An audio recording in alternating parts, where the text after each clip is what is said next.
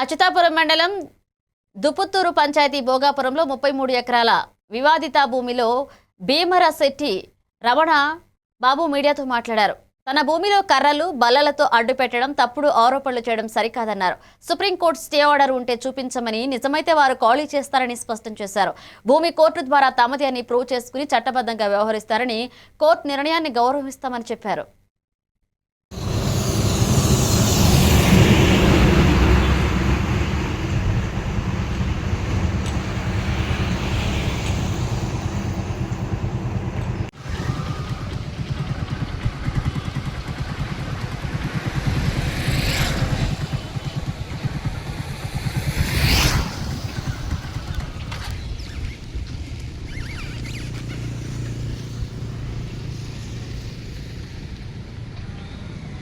నువ్వు ఈ భూమిలో అర్ధరాత్రులు మధ్యరాత్రులు మనుషులు లేనప్పుడు దూరపడడానికి ప్రయత్నం చేయట్లేదా? నువ్వు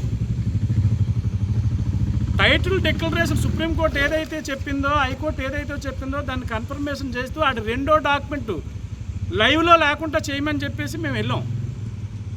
ఆ క్రమంలో ఈయన ఎప్పటికప్పుడు ఈరోజే కాదండి, గత 10 ఏళ్ళుగా ఏమాత్రం అవకాశం ఉన్నా అందులో దూరిపోవడానికి చూస్తున్నాడు.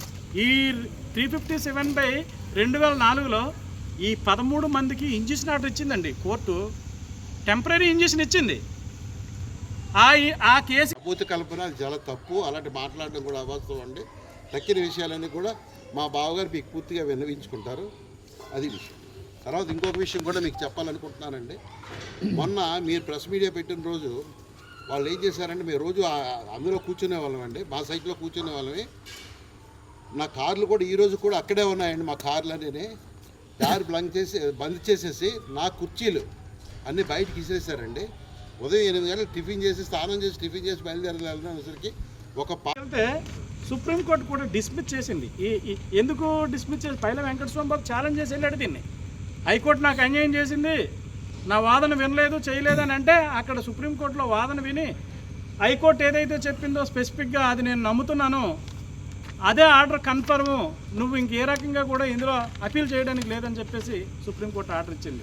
సుప్రీంకోర్టు ఇచ్చిన ఆర్డర్తో ఏం ఆగలేదు, మళ్ళీ రివ్యూ పిటిషన్ వెళ్ళారు. రివ్యూ పిటిషన్ కూడా